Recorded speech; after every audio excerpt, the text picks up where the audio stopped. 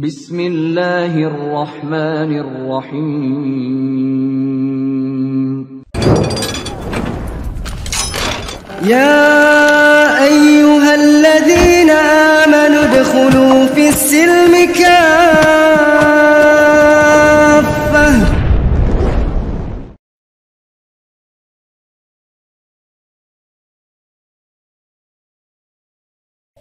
Nah, baik ya. Jadi Hudaybiyah itu nama tempat di mana terjadinya perjanjian antara umat Islam dengan musyrikin Quraisy. Oke ya, kita lanjut ya. Apa sebab terjadinya perjanjian Hudaybiyah ya?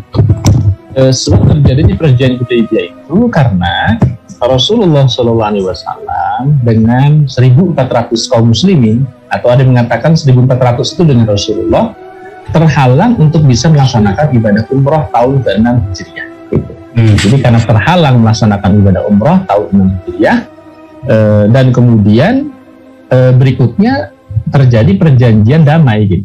Jadi ada kompensasi lah kira-kira waktu itu. Jadi umat Islam tidak boleh umroh tahun ini, ya, Anda boleh umroh tahun depan dengan beberapa syarat tertentu, ya.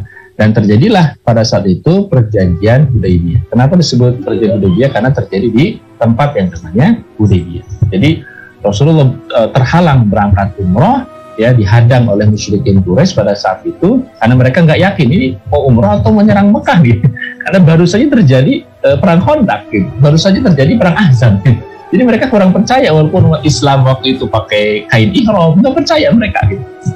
Ya akhirnya sudah ya terhalang, dan mereka pun nggak kuasa langsung tiba-tiba menyerang kaum muslimin. Kenapa? Karena aib bagi orang-orang musyrikin Quraisy, ya, menyerang orang yang akan melaksanakan ibadah. Itu aib juga bagi mereka. Jadi sekafir-kafirnya orang musyrik itu masih mengindahkan etika juga gitu. Ya, masih mengindahkan etika bahwa orang yang hendak menunaikan umroh atau haji itu nggak boleh dihalang-halangi gitu. Kalau memang niatnya hanya ibadah, itu boleh dihalang-halangi. Kenapa? Karena Ka'bah itu milik umum gitu ya, sudah dipahami oleh mereka juga. Gitu. Oke, baik ya. Nah, ini berawal dari apa? Mimpi Rasulullah Shallallahu Alaihi Wasallam. Jadi Rasulullah Shallallahu Alaihi Wasallam itu mimpi. Apa mimpinya Rasul? Mimpinya Rasul itu berangkat umroh. Ya, Rasul bermimpi bersama dengan sahabat masuk kota Mekah, melakukan tawaf, ya, melaksanakan umroh, kira-kira begitu. Dan mimpi itu disampaikan kepada para sahabat. Para sahabat tentunya senang luar biasa. Kenapa? Karena sudah sekitar 6 tahun kan mereka itu nggak ke Mekah. Ya, kalau sekarang mungkin 6, apalagi sahabat muhajirin ya, 6 tahun tuh nggak mudik. 6 tahun tuh nggak mudik ke Mekah. Kenapa? Karena mereka kan terusir dari Mekah. Ya, ini terjadi kan pada tahun ke-6 Hijriah, ya, 6 tahun setelah Rasul hijrah, gitu. Artinya sudah 6 tahun tuh mereka tidak ke Mekah gitu, dan mereka tentu sangat rindu sekali untuk umroh, ya, untuk haji, ya, untuk tawaf, itu mereka sangat rindu. Maka ketika Rasulullah SAW mengumumkan, ayo kita berangkat umroh, senangnya luar biasa para sahabat, ya. Sambil juga mereka mikir, ini bener gak nih? Bener gak ini umroh gitu? Kenapa? Karena baru saja terjadi perang Ahzab yang kita ceritakan ya, panjang lebar. 10.000 pasukan koalisi Mekah itu, ya, dipimpin oleh Quraisy, ya, diprovokasi oleh Yahudi, itu gagal untuk menaklukkan Madinah. Nah, sekarang kemudian tiba-tiba Rasul mau berangkat umroh ke markasnya orang Quraisy gitu. Ya, ke markasnya orang Quraisy. Gitu. Nah, jadi kemudian diumumkan waktu Rasulullah SAW, kita berangkat umroh, kata Rasul. Nah, kenapa Rasulullah SAW kok dalam situasi seperti itu mengumumkan untuk berangkat umrah? Apa tidak paham bahwa orang Quraisy pasti akan menghalangi? Jadi begini, perlu kita ketahui ya bahwa Mekah itu, khususnya Ka'bah itu, difahami betul oleh orang-orang Quraisy itu memang milik umum. Jadi mereka pun nggak boleh mengklaim Ka'bah itu milik Quraisy, nggak boleh. Artinya orang Quraisy itu nggak boleh menghalangi siapapun untuk melaksanakan ibadah, itu nggak boleh. Dan aib bagi mereka itu kalau apa? Kalau ada orang yang mau ibadah itu dihalang-halangi atau bahkan diserang, itu aib bagi orang-orang Quraisy. Makanya Rasulullah SAW kita mah niatnya umroh gitu. nggak niat nyerang musyrikin Quraisy, nggak niat. Ya, makanya nanti umat Islam saat itu memang setelah dari Bir Ali itu Hulaifah itu memang mengenakan kain ihram, ya, nggak bawa senjata lengkap, enggak gitu ya, nggak bawa perisai, nggak bawa, pokoknya memang menandakan bahwa mereka ingin niat ibadah, Rasul ingin menunjukkan itu gitu, ya. Nah nanti kita lihat ya dinamikanya seperti apa. Nah lalu kemudian Rasulullah SAW memobilisir jamaah untuk melaksanakan ibadah umroh gitu ya. Dan Rasulullah SAW menyiapkan ya jamaah yang besar gitu. Ya, jadi tidak tanggung gitu. Kenapa? Karena antisipasi kalau sampai terjadi ya orang musyrikin Quraisy menyerang mereka, maka umat Islam masih memiliki tenaga yang cukup gitu ya, pasukan yang besar gitu, walaupun tidak dengan persenjataan lengkap gitu. Maka dimobilisirlah pada saat itu, kemudian kaum muslim, termasuk Rasulullah juga minta mengajak orang-orang Arab di pedalaman untuk ikut gabung ya, untuk kita mau umroh, kira-kira begitu. Nah, maka terkumpullah pada saat itu sekitar 1.400 orang. Tadi saya katakan ini ada yang mengatakan 1.400 dengan Rasulullah, ada yang mengatakan 1.400 plus 1, kira-kira begitu. Ya, intinya sekitar 1.400 orang berangkatlah itu ya pada hari Senin 1 Dzulqa'dah tahun ke-6 Hijriah.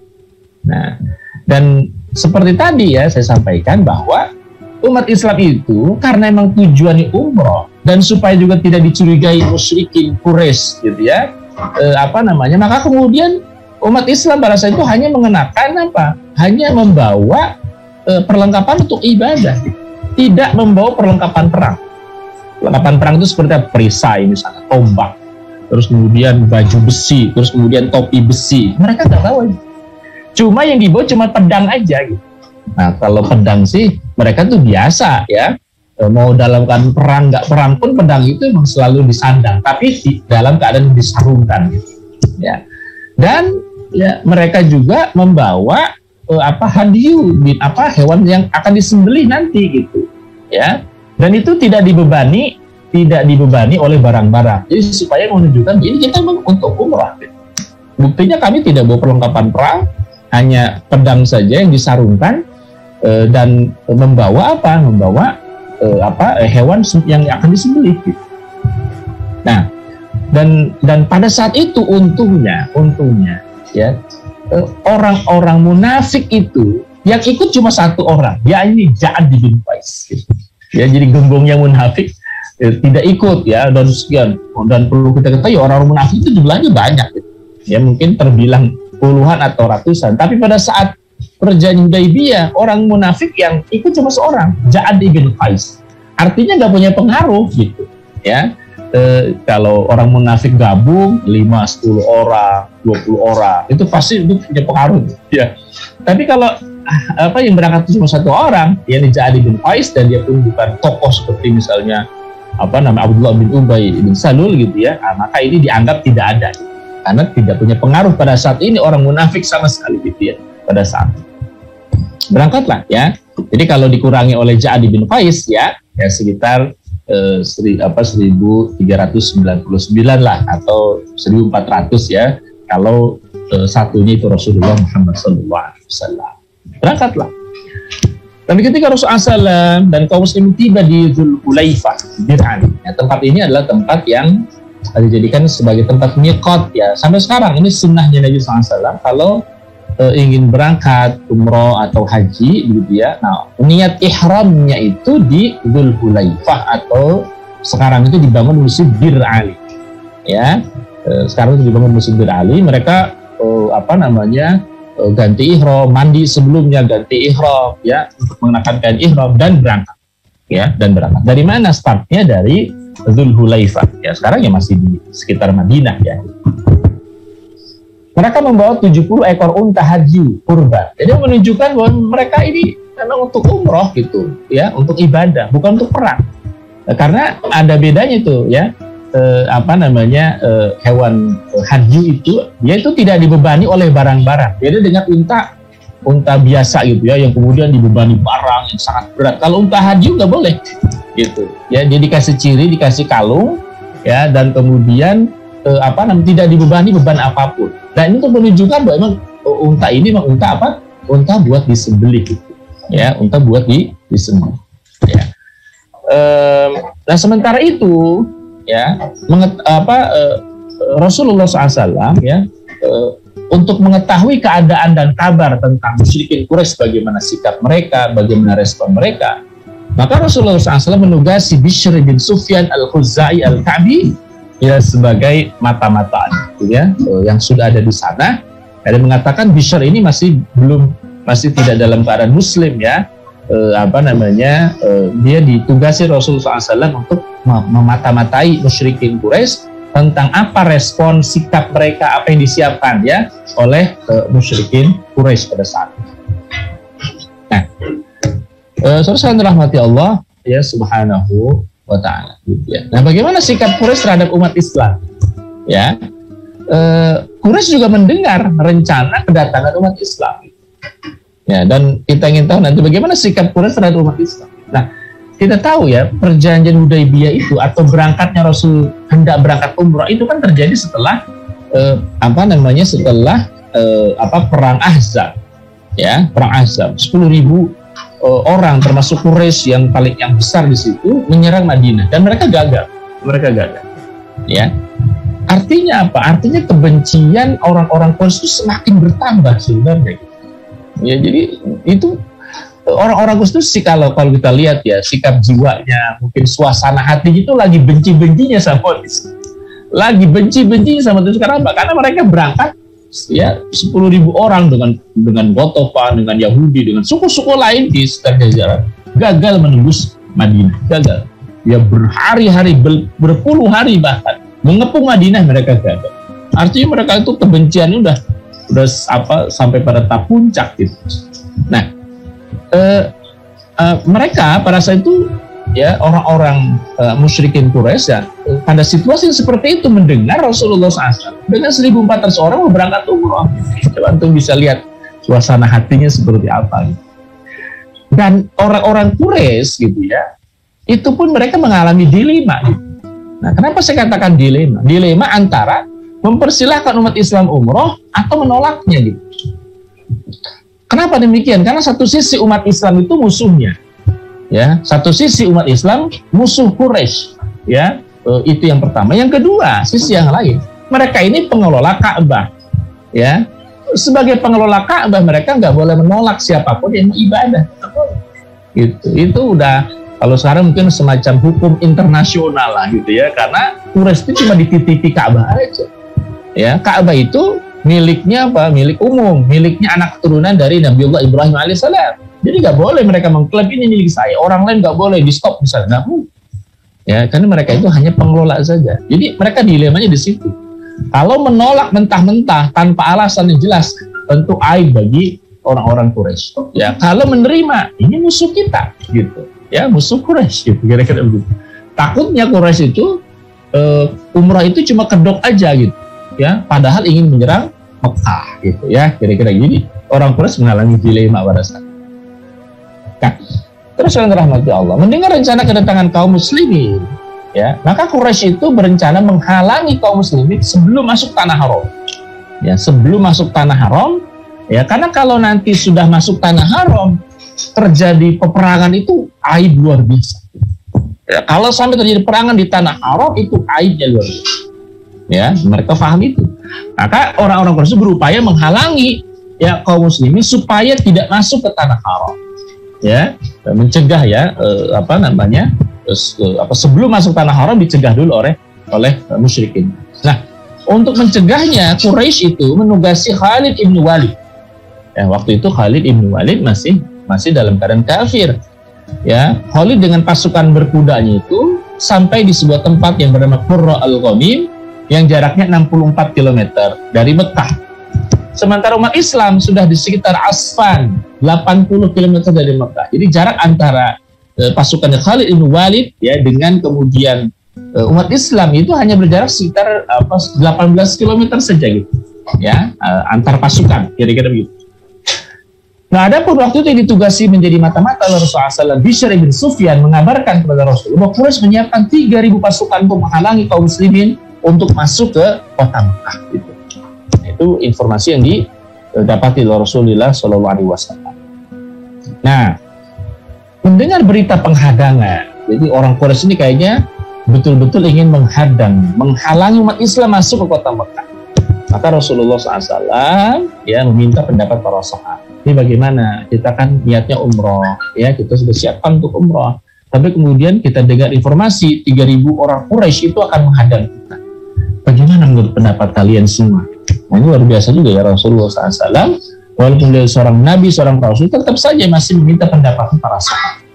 Ya, maka Abu Bakar radhiyallahu anhu, ya beliau menyampaikan pendapat. Kata beliau, ya Rasulullah, ya engkau keluar untuk melaksanakan umrah, bukan untuk memerangi siapapun. Niat kita ibadah. Maka fokuslah untuk itu. Siapa yang menghalangi kita dari keinginan itu, baru ya kita perangi. Pokoknya kita fokus saja umrah. Kalau nanti ada yang memerangi kita, baru kita akan melawan. Kira-kira. Maka Rasulullah SAW pun bersabda, amdu ala ismallah. Ya, lanjutkan perjalanan atas nama Allah Subhanahu wa Ta'ala. Artinya setelah Rasul yakin, para sahabat mendukung, ya tidak tidak ragu gitu ya, maka oke, kalau begitu kita berangkat, ya kata Rasulullah Muhammad SAW, berangkat yakin ya, setelah semuanya dipastikan yakin, tidak menyesal lah kira-kira. Nah, saat itu pasukan berkuda Quraisy sudah dekat dengan kaum muslimin, ya kan tadi jaraknya hanya sekitar 18 km saja nih. Ya, maka kemudian Rasulullah SAW ketika hendak melakukan sholat pada saat itu, ya memperlakukan atau menerapkannya dengan protokol khauf, ya, gitu ya. Jadi sholat khauf, ya untuk pertama kalinya dilakukan Rasulullah SAW bersama dengan sahabat. Jadi sholat khauf itu sholat dalam keadaan ketakutan atau dalam keadaan perang atau dalam keadaan berjaga-jaga, ya. Polanya itu kemudian berbaris, gitu ya, beberapa soft. Ya, soft 1 misalnya dengan soft 3 melakukan ruku, ya, soft 2 dan soft 4 misalnya itu tetap berdiri, gitu ya. Nanti bergantian, itu sholat khauf, gitu ya. Sehingga kemudian tidak nanti misalnya yang lain dalam sujud semuanya sujud, nanti ada musuh datang, bahaya. Maka yang lain sujud, ya, pasukan yang lain misalnya berdiri, gitu ya, untuk berjaga-jaga. Nanti pasukan yang berdiri tadi misalnya ruku dan atau sujud, ya, yang tadi sujud dia berdiri. Nah, itu protokol ya sholat khauf, kira-kira tata cara sholat khauf, gitu ya. Itu dilakukan di daerah yang bernama Asfa. Nah, kalau kita lihat ya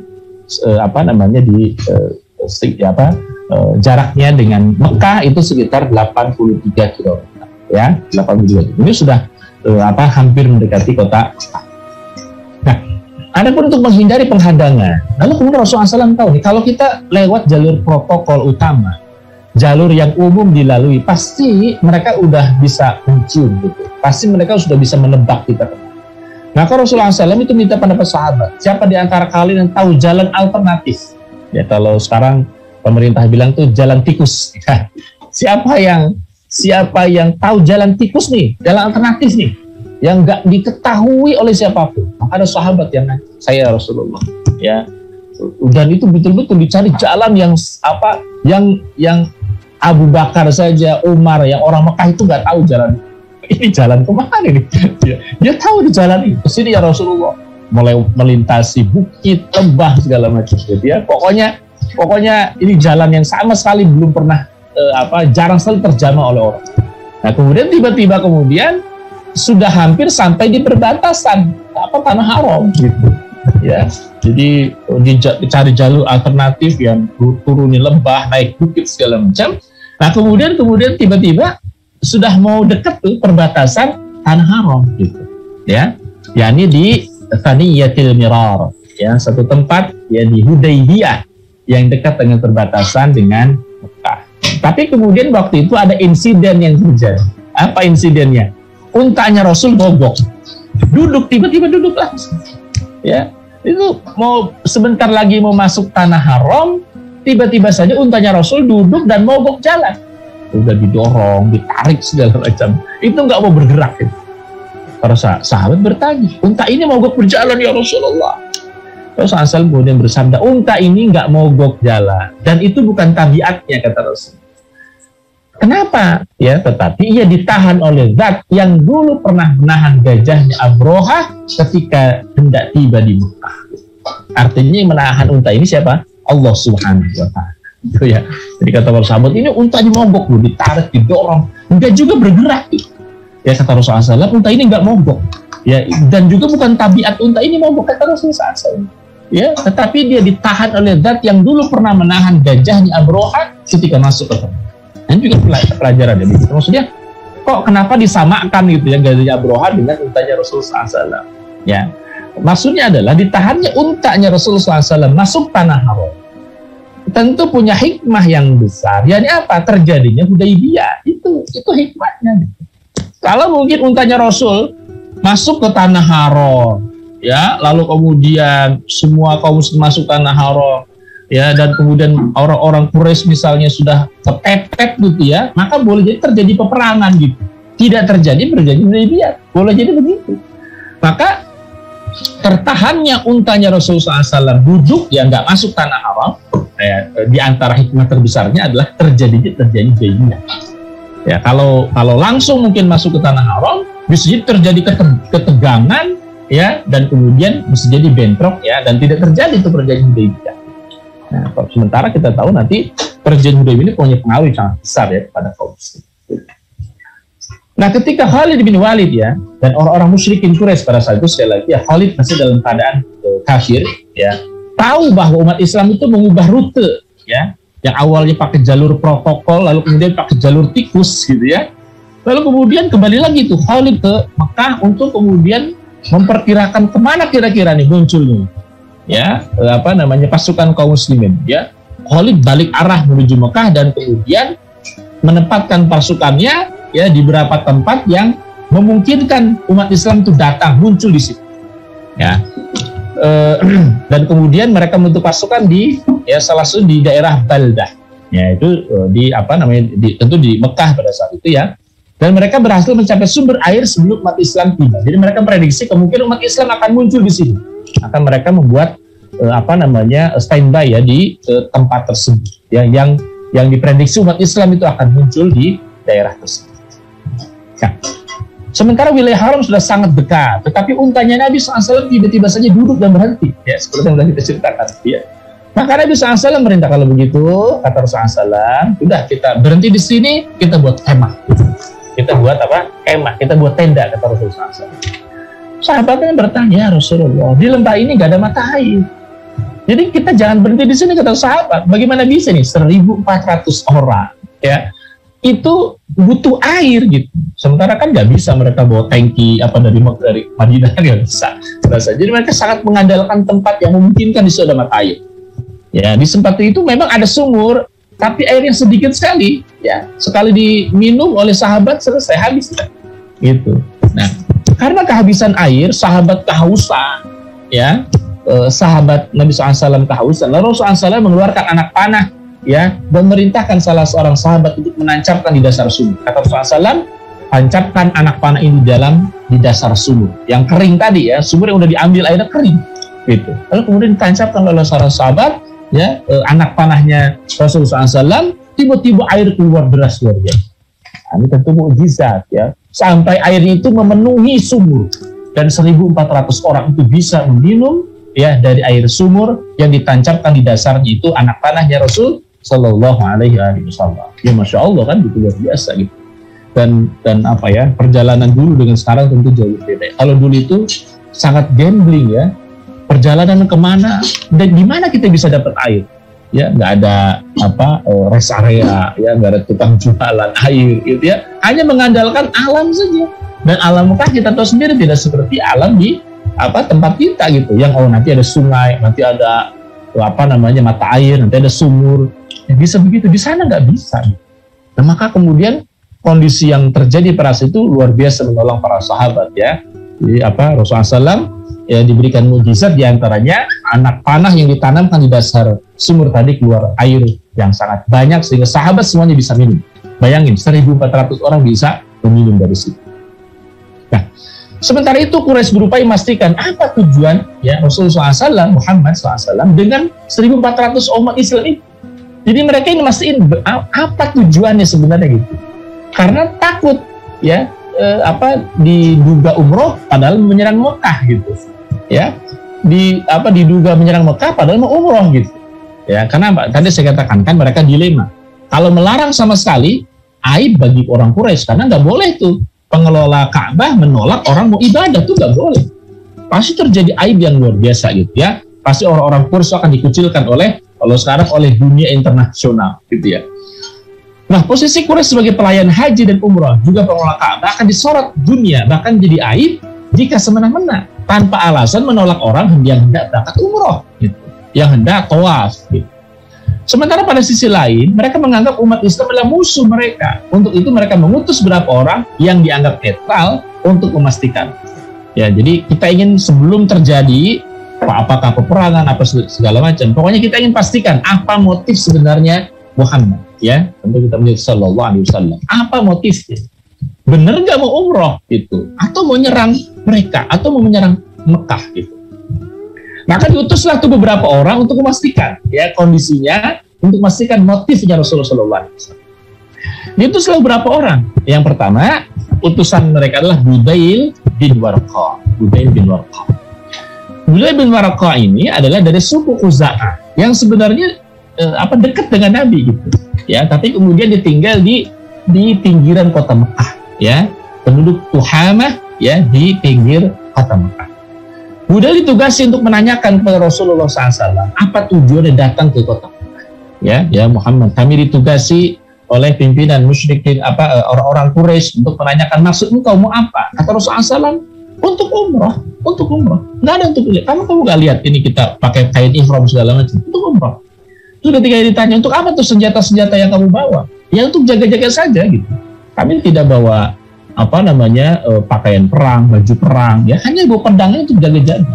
Jangan sampai nanti ketika mereka ada menyerang kami sama sekali nggak punya pertahanan untuk itu. Gitu. Nah, kemudian Budail bin Warqa dan anak buahnya kembali menemui Quraisy dan berkata, ketika ditanya, apa yang kamu dapati? Berita apa yang kamu dapati? Ya kata Budail bin Warqa, wahai orang-orang Quraisy, sesungguhnya Muhammad datang tidak untuk perang, namun untuk mengunjungi Baitullah saja. Ya, Quraisy ini nggak puas dengan jawaban siapa Budail bin Warqa. Ya, akhirnya diutus lagi orang yang bernama Mikraz bin Hafs. Jadi padahal Budail bin Warqa udah mengabarkan, wahai orang Quraisy, Muhammad itu hanya untuk umrah, tidak untuk perang, hanya untuk mengunjungi Baitullah. Quraisy masih belum yakin ini, ya, mengutus lagi orang yang bernama Mikraz bin Hafs.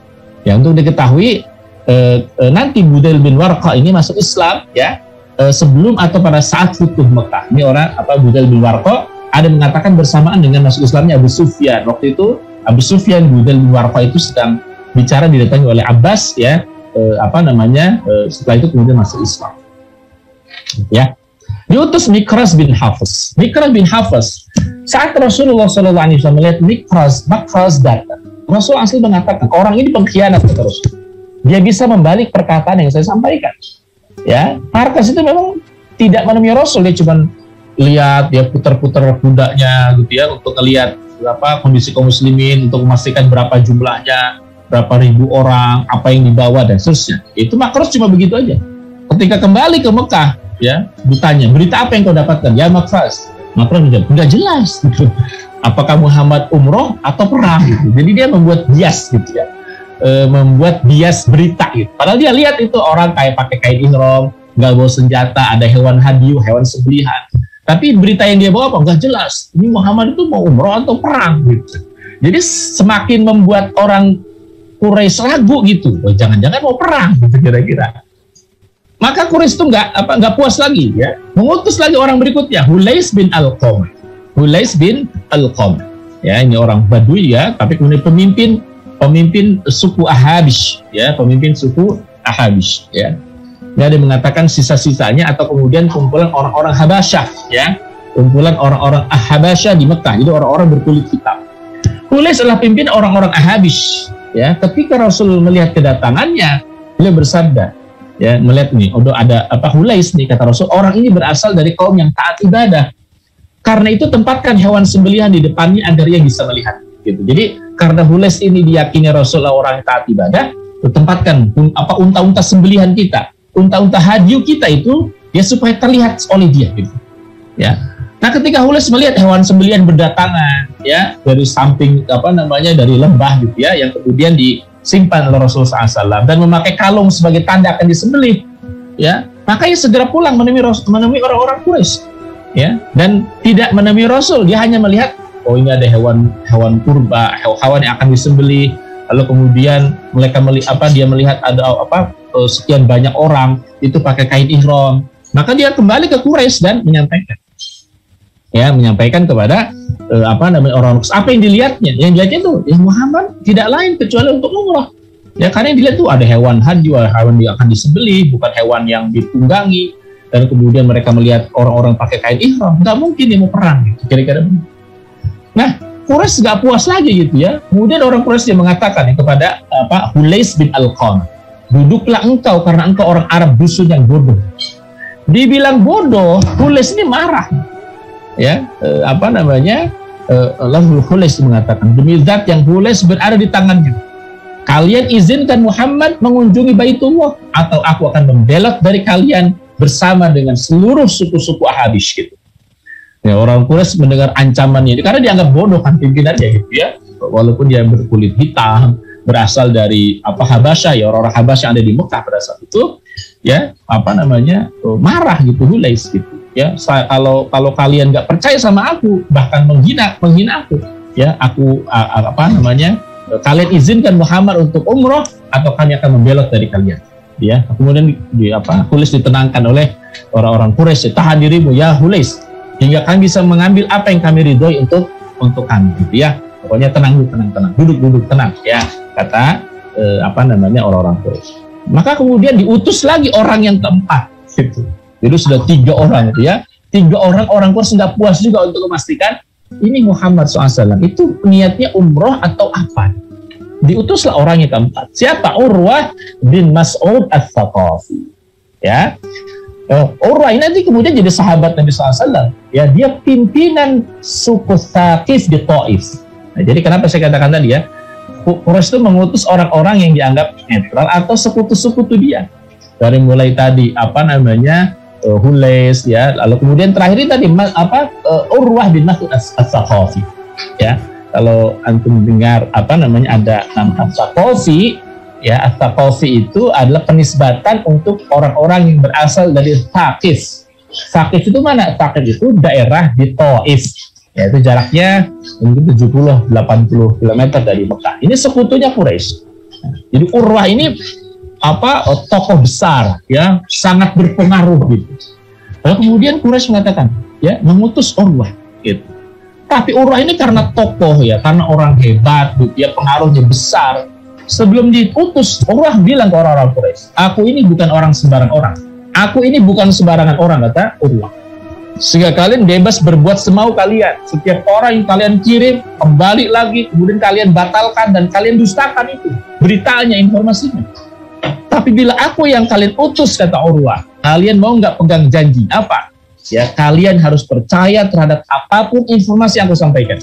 Gitu. Ya, percayalah, saya objektif gitu kata Urwah. Ya, kalau orang Quraisy nggak ada cara lain kecuali menyetujuinya, karena Urwah ini pengaruhnya besar, tokoh Tsaqif ya. Nanti pada perang Hunain, ya setelah perang Hunain itu Urwah itu masuk Islam. Kemudian Urwah bin Mas'ud mengatur strategi untuk mengetahui tujuan umat Islam sesungguhnya. Nah, apa strateginya Urwah? Strateginya Urwah itu membuat emosi umat Islam. Gitu. Jadi untuk mengetes orang itu mau ibadah atau mau perang, tes aja gitu, emosi apa enggak. Kalau kemudian dia emosi, mau perang gitu ya. Kalau terpancing emosi gitu ya, mau perang. Tapi kalau kemudian tenang, kalem gitu ya, mungkin pasti mau ibadah, ya kira-kira begitu. Nah, Urwah itu caranya begitu, ya, memancing emosi umat Islam. Nah, saat melihat Urwah dengan pakaian lengkap, Urwah datang tuh dengan pakaian perang lengkap. Maka Rasulullah SAW merintahkan salah seorang sahabat, yakni Mughirah bin Syu'bah, untuk membatalkan ihram dan mengenakan pakaian perang lengkap juga yang menutupi seluruh tubuhnya dan berdiri di belakang Nabi SAW. Jadi Rasulullah menugaskan, ya Mughirah, ya Mughirah bin Syu'bah juga sama dari suku Thaqif. Nanti saya akan ceritakan kisahnya unik gitu ya. Mughirah ditugasi Rasulullah SAW, wah ya Urwah, kamu pakai pakaian perang lengkap, seluruh tubuhnya tertutup itu, kepalanya, mukanya, ya, terus kemudian badannya semua tertutup oleh pakaian perang. Ya, sebagaimana orang perang. Cuma satu yang ditugasi itu Mughirah bin Syu'bah, gitu. Pakai pakaian perang, berdiri tepat di belakang Nabi SAW untuk melindungi Rasulullah SAW. Nah, uniknya itu Mughirah bin Syu'bah itu kepanakannya Urwah. Gitu. Nah, kayak saya sampaikan. Jadi Urwah itu datang diutus Quraisy, ya, tokoh Bani Thaqif, orang Taif, ya, tokohnya orang-orang Taif datang diutus untuk memastikan apakah Muhammad ini SAW untuk umrah atau perang. Nah, sementara yang ditugasi Rasul untuk menjaga beliau, menjaga Rasul SAW adalah Mughirah bin Syu'bah. Siapa Mughirah bin Syu'bah? Ini keponakannya Urwah. Keponakannya Urwah dengan seluruh tubuh tertutup gitu ya, dengan pakaian perang. Urwah berkata, ya Muhammad, apakah engkau ingin masuk Mekah dengan cara paksa? Ya Muhammad. Kata Rasul, aku ingin umrah. Ya, Rasul berkali-kali mengatakan, aku ingin umrah. Lalu Urwah berkata, demi Allah, ketahuilah, jika engkau niat perang, maka semua yang berada di sisimu ini, sahabat-sahabatmu ini, pasti akan kabur meninggalkan. Gitu. Jadi Rasul Urwah itu ingin menghina para sahabat, melecehkan para sahabat dengan Dengan mengatakan, kalau jadi perang pasti sahabat ini pasti bakal lari kocar kacir gitu. Jadi mulai itu Urwah ngejek gitu. Mulai Urwah ngejek para sahabat. Ya, paling juga nanti kalau istilah kita ya, paling juga kalau nanti perang sahabat-sahabat itu bakal lari kocar kacir gitu. Nggak akan membelamu, kata Urwah. Itu Masya Allah ya. Mendengar ucapan Urwah, Abu Bakar radhiyallahu anhu yang sangat lembut, yang sangat kalem, itu marah gitu. Tidak rela disebut pengecut gitu. Abu Bakar tidak tersinggung dan marah karena disebut Urwah sahabat semuanya pengecut. Kalau terjadi perang semua sahabat-sahabat mulai lari kocar kacir. Lalu Abu Bakar yang tadinya duduk berdiri dan berkata, engkau dusta ya Urwah. Demi Allah kami tidak akan meninggalkan Rasulullah.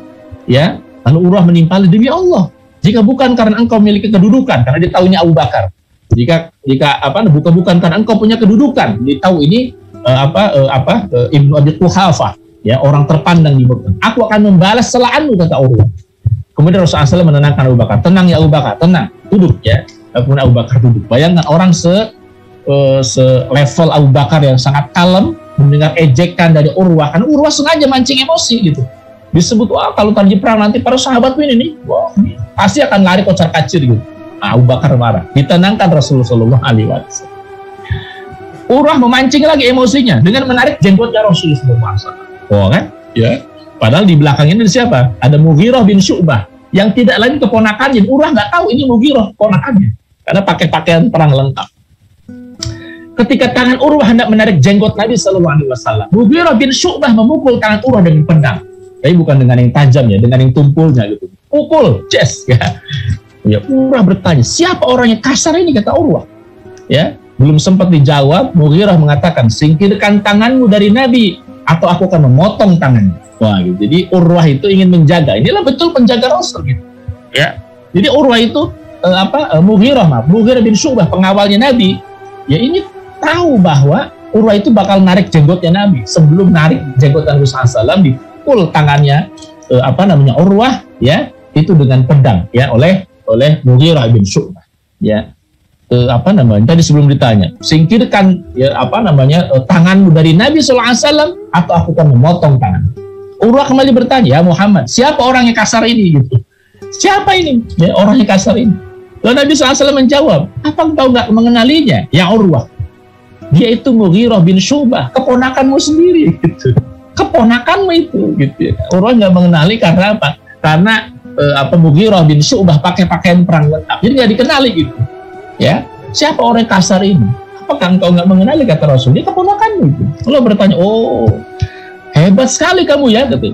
Bukankah baru kemarin saya menyelamatkanmu dari masalah besarmu? Lalu sekarang engkau hendak memukul dan membunuh, kata Urwah, gitu ya. Jadi setelah tahu itu yang memukul tangannya keponakannya siapa? Mughirah bin Syu'bah, ya Urwah mengatakan, oh hebat sekali kamu ya. bukankah kamu baru kemarin aku selamatkan dari masalah besarmu? Gitu. Nah pertanyaannya apa masalah besarnya? Ya, saya akan ceritakan ya. Apa masalah besar antara paman dengan keponakan? Jadi ketika Urwah mengatakan, hebat sekali kamu ya, bukankah baru kemarin saya menyelamatkanmu dari masalah besarmu? Ini paman yang marah sama keponakan, gitu ya. Paman yang marah dari sama keponakan. Apa masalahnya Mughirah bin Syu'bah sampai kemudian Urwah mengatakan demikian? Nah ini sekilas saya akan ceritakan. Jadi sebelum perkataannya ada maksudnya gitu. Karena apa? Karena sebelum masuk Islam, ya Mughirah bin Syu'bah ini sebelum masuk Islam. Ini Mughirah bin Syu'bah ini kan nama yang sering kita dengar. Kemudian dia masuk Islam, ya. Juga ada kisahnya gitu. Mughirah bin Syu'bah masuk Islam. Jadi ketika itu dia berangkat dari Taif, tempat asalnya, ya, Mughirah itu bersama dengan 13 orang dari suku Malik, berdekatan dengan Bani Thaqif. Bani Thaqif ada suku Malik gitu.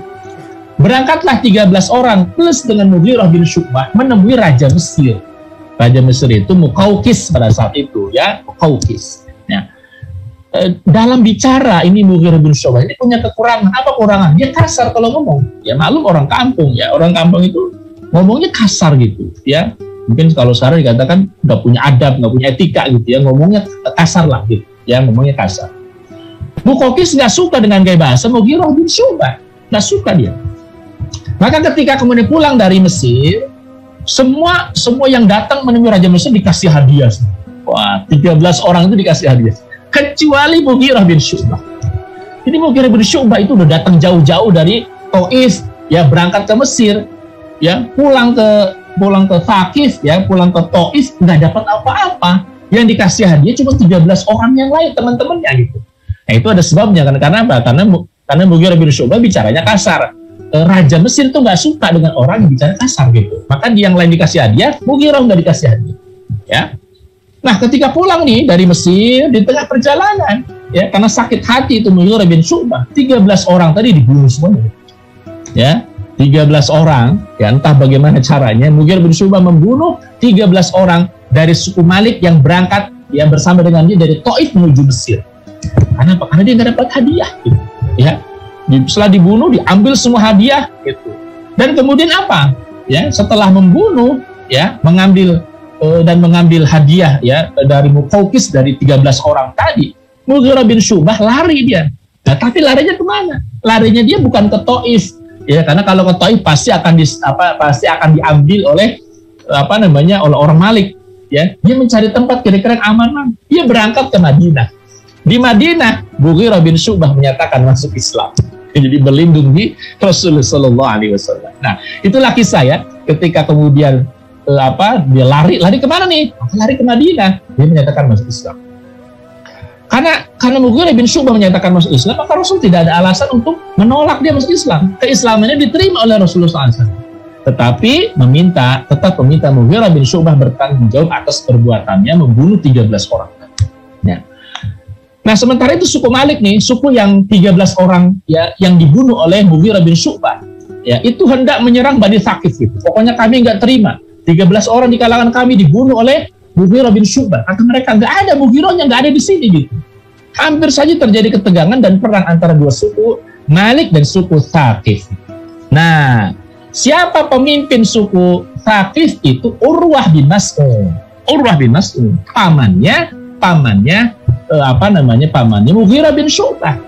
Dan Urwah bin Mas'ud ini dia menjadi pemimpin Thaqif menggantikan kakaknya. Siapa kakaknya Urwah? Syu'bah gitu. Syu'bah ini adalah ayahnya Mughirah bin Syu'bah, yang tidak lain merupakan apa? Kakaknya dari Urwah, kira-kira begitu. Nah, terjadi kemudian akhirnya negosiasi. Ya, terjadi negosiasi, ya udahlah, daripada terjadi ketegangan, ya, kita suku ini bertetangga, terjadi peperangan, bertumpah darah. Udah, selesaikan dengan damai saja. Bagaimana cara damainya? Bayar diatnya. Ya, bayar diatnya. Diatnya berapa? Ya, menurut tradisi pada saat itu, ya, satu nyawa itu dibayar 100 ekor unta. Maka Urwah bin Mas'ud, ya, Ats-Tsaqafi harus membayar berapa ekor unta kira-kira? 1.300 ekor unta untuk membayar diat kematian 13 orang dari suku Malik. Ya, untuk siapa dia bayar ini? Untuk keponakannya yang bernama Mughirah bin Syu'bah. Gitu. Maka ketika dia hendak memegang jenggotnya Nabi, dipukul. Siapa orang yang kasar ini? Dia keponakanmu, kata Rasul, Mughirah bin Syu'bah. Wah, berani sekali kamu ya. Baru saja saya selesaikan masalah besarmu itu. Di artinya, baru saja saya bayarkan untuk diat 1.300 ekor unta. Sekarang kau berani mukul saya dan membunuhku, kata Urwah bin Mas'ud At-Thaqafi. Ya, Masya Allah. Nah, jadi itu kira-kira kisah dibalik ketika Mughirah bin Syu'bah memukul tangannya Urwah, sampai Urwah mengatakan berani sekali kamu, ya. Tapi kata Mughirah apa? Ini karena orang yang pemberani mengatakan, ya, engkau berbuat baik, ya terima kasih, ya. Tapi engkau tidak boleh menyakiti Nabi SAW. Itu kata Mughirah bin Syu'bah.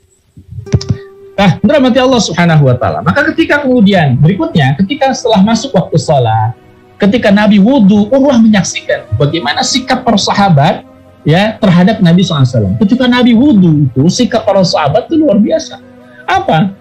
Rasul dikelilingi oleh para sahabat, ya, percikan air wudhunya itu diambil oleh para sahabat, dijadikan untuk ke seluruh tubuhnya, kira-kira begitu. Ya, termasuk riaknya, dahaknya Nabi SAW diperebutkan oleh para sahabat, gitu ya. Jadi melihat bagaimana takzimnya para sahabat terhadap Rasul SAW membuat Urwah takjub pada saat itu. Maka ketika kembali ke Mekah, Urwah ditanya tentang kemungkinan apa motif Muhammad sebenarnya, kata mereka. Ya, tidak lain, kata Urwah, Muhammad mau umrah. Ya, Lalu Urwah mengatakan apa? Ayu qaumin, ya, kepada orang Quraisy, ya, wallahi laqad ufidtu 'alal muluk wa ufidtu 'ala Qaisar wa Kisra wan Najashi, wallahi ma ra'aitu malikan hatta yu'azzimuhu ashabuhu mithla ma yu'azzimu ashabu Muhammadin sallallahu alaihi wasallam. Ya ayu qaumin, wahai kalian orang-orang Quraisy, wallahi demi Allah, laqad wufidtu 'alal muluk. Aku ini pernah banyak datang, diutus, ya, menemui raja-raja, ya. Wa wufidtu 'ala Qaisar, saya pernah menemui Qaisar, diutus kepada Kaisar. Wa Kisra, saya pernah diutus kepada Kisra, raja Persia. Kaisar itu raja Romawi. Wan Najashi, raja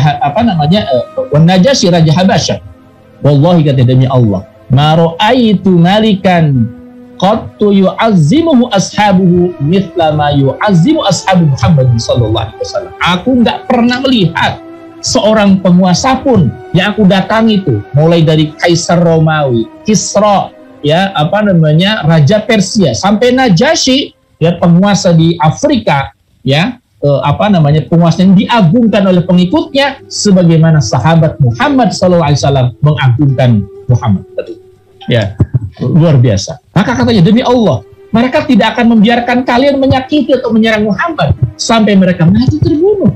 Dan bila sejumlah itu, 1.400 orang itu yang kalian akan bunuh, katanya, maka bagaimana kalian merasa aman dan tenang setelah itu? Pasti kalian akan dicemooh oleh sekian banyak orang. Yang dirahmati Allah Subhanahu. Jadi Urwah melaporkan, ya, menyampaikan, ya, Muhammad mau umrah, nggak ada lain, ya. Dan kalaupun kalian bersikeras untuk memeranginya, lihatlah bagaimana sikap para sahabat yang begitu rupa takzimnya terhadap Rasulullah Muhammad Sallallahu Alaihi Wasallam. Lalu Quraisy bertanya, apa saranmu ya Urwah? Urwah menjawab, berdamailah dengan, minta mereka untuk tidak masuk Mekah tahun ini.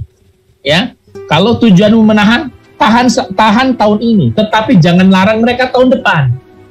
Kalau tahun ini kalian belum merasa siap, kalau terjadi apa-apa, udah oke, tahan, ya, larang mereka masuk Mekah tahun ini, tapi jangan larang dia tahun depan, ya, untuk kemudian datang lagi umrah. Kalaupun tahun depan mereka datang untuk perang, tentu kalian sudah siap untuk perang, gitu, ya, kalian sudah menyiapkannya, gitu. Ya boleh tahan sih, ya, tidak boleh masuk Mekah, tapi jangan larang mereka masuk Mekah tahun depan. Nah, ternyata Quraisy masih penasaran, ya, dengan sarannya Urwah, ya. Maka secara diam-diam, tanpa diketahui Urwah, karena Urwah kan tahu kalian tidak boleh sembarangan. Saya ini bukan orang sembarangan. Sekali engkau mengutus saya sampaikan informasi, kalian harus terima. Jangan kemudian orang menerima informasi kalian batalkan, kalian dustakan, itu kata Urwah. Tapi tanpa sepengetahuan Urwah, dia mengutus, musyrikin Quraisy mengutus 40 orang anak pemuda Tugasnya 40 orang ini untuk menculik salah seorang dari sahabat untuk diinterogasi. Diutus 40 orang, ya, pada satu malam untuk apa? Untuk menculik salah seorang sahabat. Tujuannya untuk diinterogasi. Nah, tetapi ternyata 40 orang itu bukan malah menangkap satu orang sahabat, malah mereka yang ditangkap oleh pihak keamanan, ya, yang dipimpin oleh Umar bin Khattab. Jadi 40 orang itu rencana mau nangkap satu orang sahabat, ternyata mereka itu malah ditangkap oleh Umar bin Khattab dan pasukan keamanannya gitu, dipimpin oleh Umar. Ditangkap tuh 40 orang gitu. Tapi kemudian ketika Rasulullah SAW memberitakan, lepaskan. Ya, akhirnya 40 orang itu dilepaskan. Dan dia pulang kembali ke Mekah melaporkan. Bagaimana hasilnya? Saya ditangkap, kami ini ditangkap, ya, dan kami diperintahkan Muhammad, ya, SAW untuk dilepaskan. Nah, dari peristiwa itu Quraisy semakin yakin bahwa Nabi Muhammad SAW benar-benar berniat umroh, bukan perang. Karena kalau niatnya perang, 40 orang itu pasti sudah ditawan, sudah dibunuh. Ya, kalau niatnya perang, gitu ya. Tapi dilepaskan oleh Rasul, itu menandakan bahwa Rasul itu nggak niat perang. Ya udah, lepasin itu, kata Rasulullah SAW. Nah, tadi sampaikan ya, setelah perang Hunain, Urwah bin Mas'ud Ats-Tsaqafi nanti memeluk Islam. Ya, utusan yang diutus kepada Rasulullah SAW. Jadi Quraisy semakin yakin tuh bahwa Muhammad ini benar mau umroh, mau ibadah, bukan untuk perang. Karena kalau untuk perang, tentu 40 orang itu udah dihabisi, udah jadi tawanan. Ya, bahkan boleh jadi dibunuh gitu ya. Tapi ternyata tidak gitu ya. Nah, kemudian Rasulullah SAW itu memastikan Rasulullah SAW meminta Umar, ya, untuk berangkat ke Mekah, ya, untuk betul-betul negosiasi, menyampaikan maksud kita ini untuk umroh, bukan untuk perang. Maka Rasulullah SAW memanggil Umar, ya Umar, berangkat, ya, temui pimpinan Quraisy, kata Rasulullah SAW, dan sampaikan kepada mereka, kita benar-benar mau umroh, bukan untuk perang. Ya, kata Umar, jangan saya Rasulullah. Ya, wahai Rasulullah, saya khawatir terhadap diri saya sendiri dari orang Quraisy. Karena di Mekah tidak ada satupun Bani Adi bin Ka'ab yang bisa menolongku. Sementara kaum Quraisy sudah mengetahui bagaimana permusuhanku dan bagaimana kerasnya aku terhadap mereka. Kalau aku yang diutus perang, benar-benar perang, gitu. Kira-kira begitu. Ya, karena Umar karakternya begitu. Ya, sementara Umar juga dia sadar diri bahwa tidak ada suku Adi akan menolong dia, katanya gitu. Ya, kata Umar melanjutkan. Ya, Umar ini bukan menolak titahnya Rasul, bukan, tapi ingin menyampaikan argumentasi ke Rasulullah. Ya Rasulullah, kalau saya diutus itu nggak akan negosiasi, ya. Kalau Umar ini diutus pasti perang, gitu ya, nggak akan ada negosiasi, gitu. Ya, karena Umar nggak pandai negosiasi, ya. Nah, karena tadi ya, pasti akan terjadi ketegangan, gitu. Selain alasan Umar, karena apa? Karena tidak ada satupun dari Bani Adi, bandingnya Umar, ya, bin Ka'ab akan menolong itu dan itu. Ya, jadi saya tidak punya pelindung, gitu ya, di saat saya akan tunjukkan kepada Anda, ya, kepadamu ya Rasulullah, orang yang lebih terpandang di mata kaum Quraisy, yang lebih terhormat, ya, daripada aku. Siapa dia? Utsman bin Affan. Karena Rasul meminta untuk menemui Abu Sufyan, dan Abu Sufyan itu saudara dengan Utsman bin Affan, ya, ini saudara dekat ya dengan Utsman bin Affan. Maka Rasulullah SAW memanggil Utsman dan mengutusnya pergi menemui pimpinan Quraisy Abu Sufyan. Lalu Utsman datang ke Mekah di bawah perlindungan Abban bin Sa'ad bin Al-As Al-Umawi, ya, masih satu marga, ya, sampai ya satu suku masih, sampai beliau menunaikan tugas. Ya, dan sebenarnya Abu Sufyan waktu persilahkan, ya Utsman, kalau engkau mau tawaf silahkan kau tawaf. Ya, Utsman waktu itu dijamu, ya, diperlakukan dengan baik oleh orang Quraisy, sampai kemudian oleh Abu Sufyan dikatakan, kalau engkau mau umrah silahkan, ya tawaf saja silahkan. Tapi kata Utsman bin Affan apa? Saya tidak akan melakukannya. Saya tidak akan melakukan tawaf sampai Rasulullah melakukan tawaf. Ya, akhirnya Utsman walaupun sudah di Mekah, ya, dekat dengan Ka'bah, tidak melakukan itu karena Rasulullah belum melakukan itu. Nah, rahmati Allah Subhanahu wa taala, ya. Pada saat itu, ya, karena Utsman yaitu kemudian kok lama gitu di Mekah gitu, ya. Tidak kunjung tiba, tidak kunjung muncul, ya. Mereka menduga, umat Islam menduga tersiar kabar pada saat itu Utsman terbunuh atau dibunuh oleh musyrikin Quraisy. Wah, gawat, ya. Boleh jadi Utsman dibunuh karena pada waktu yang ditentukan tuh ternyata Utsman nggak kembali gitu. Nah, kemudian Rasulullah SAW memanggil semua sahabat untuk berbaiat di bawah sebuah pohon samurah, ya, berbaiat di pohon samurah. Ya, kemudian sahabat berbaiat, ya, dikumpulkan Rasulullah SAW, dipanggil semuanya untuk berbaiat, bersumpah setia sampai mati. ya, kecuali seorang yang bernama Ja'ad ibn Qais, ya, orang munafik. Dia nggak berbaiat pada saat. Adapun baiat atau sumpah setia tersebut dimaksudkan agar umat Islam siap menanggung segala resiko, karena tersiar kabar tadi kalau utusan Nabi yang mulia Utsman bin Affan dibunuh, udah perang, ya. Maka Rasul meminta komitmen seluruh para sahabat untuk bersumpah setia, ya, untuk apa? Membela Islam sampai mati, ya, agar sabar dan tidak lari jika terjadi peperangan. Nah, Rasulullah SAW bersabda pada saat itu, la yadkhulun nara insyaallah min ashabis syajarah ahadul ladzina baya'u tahta. Insyaallah, kata Nabi, tidak ada satupun di antara kalian yang masuk neraka dari orang yang berbaiat di bawah pohon ini. Jadi, dan dalam keterangan lain katakan, ya, pasti masuk surga. Ini kan mafhum mukhalafahnya begitu, ya. La yadkhulun nar, tidak masuk neraka, mafhumnya adalah pasti masuk surga, gitu. Itu rahmat Allah Subhanahu wa taala.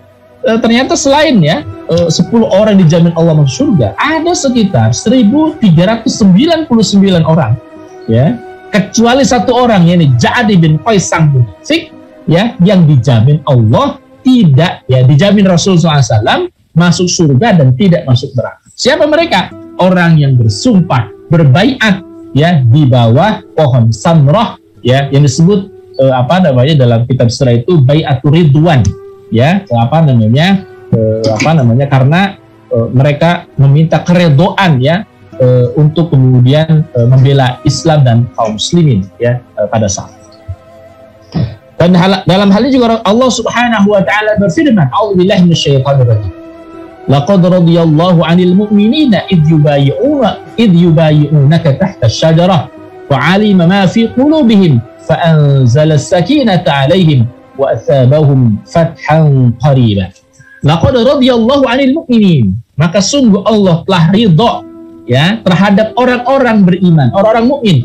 Idh yubayyi'unaka tahta asy-syajarah, ketika mereka berjanji setia di bawah pohon Samrah, ya, fa'alima ma fi qulubihim, maka Allah mengetahui apa yang ada dalam hati mereka, fa'anzalas sakinah, dan Allah menurunkan ketenangan, ketentraman pada mereka, alaihim, atas mereka, wa athabahum fathan qariba, ya, dengan memberi balasan kepada mereka nih kemenangan yang dekat, ya, kemenangan yang dekat, fathan qariba.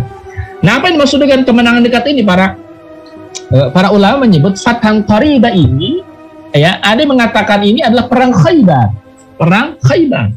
Kenapa? Karena pada saat perang Khaybar itu Rasulullah hanya memanggil alumni perjanjian Hudaybiyah. Gitu. Jadi yang berangkat ke Khaybar itu Rasulullah hanya meminta yang pernah berangkat bersama dengan Nabi SAW pada perjanjian Hudaybiyah, tidak yang lain. Ya, itu dimaksud dengan fathan qariba, kemenangan dekat. Kenapa? Ditaklukkan di Khaybar. Selain nanti kita bahas penaklukan Khaybar. Ada yang mengatakan fathan qariban itu adalah apa? Futuh Mekah, 2 tahun setelah perjanjian Hudaybiyah. Nah, kemudian Rasulullah SAW memberi isyarat dengan tangan kanan beliau, selain bersabda, ini ibarat tangan Utsman. Maksudnya tangan kanan Rasul ibarat tangan Utsman. Lalu beliau menjabatkan dengan tangan kiri beliau, ya, begini, ya. Jadi antara tangan kanan Nabi dengan tangan kiri beliau dijabatkan, ya. Lalu kemudian Rasul bersabda, ini untuk Utsman. Maksudnya apa? Ini baiat untuk Utsman. Rasul menjamin Utsman pasti mau berbaiat sebagaimana, ya, sekian banyak orang, 1.399 orang itu, ya, berbaiat, kecuali sang munafik Ja'ad bin Qais, ya. Sabda Nabi ini menunjukkan bahwa Utsman ikut mendapatkan kebaikan atau keutamaan baiat meskipun beliau tidak menghadirinya kala itu. Tak lama kemudian Utsman bin Affan kembali dari Mekah. Setelah terjadi baiatur ridwan, ya, di bawah pohon Samurah, Utsman baru kemudian datang. Sumpah setia ini sampai ke pihak Quraisy, ya. Jadi orang Quraisy mendengar, ya, umat Islam ini sudah sumpah mati, sudah sumpah setia sampai mati, gitu. Ini ternyata menggetarkan hati mereka, ya. Mereka segera mengadakan sidang darurat, ya, setelah umat Islam berbaiat, ya, 1.400 orang, 1.399 itu berbaiat, ya. Mereka kemudian mengadakan sidang darurat untuk menghadapi ancaman kaum muslimin kalau terjadi perang. Nah, kaum Quraisy sejatinya mengalami kejatuhan mental, gitu. Jadi ketika kemudian melihat umat Islam berbaiat itu, mental orang Quraisy itu jatuh, gitu. Karena mereka trauma dengan kekalahan pada perang Badar, ya. Ketika itu umat Islam sedikit tapi bisa mengalahkan pasukan yang banyak, gitu. karena sudah tertanam komitmen yang luar biasa pada saat itu. Mati Allah, kabar mengenai kejatuhan mental para petinggi Quraisy dan kepulangan Utsman bin Affan membuat kaum Quraisy percaya bahwa kedatangan Nabi dan pengikutnya hanya untuk umroh, bukan untuk perang. Ya, pihak Quraisy pun akhirnya mengirimkan utusan untuk melaksanakan perundingan guna menghindari kesalahpahaman.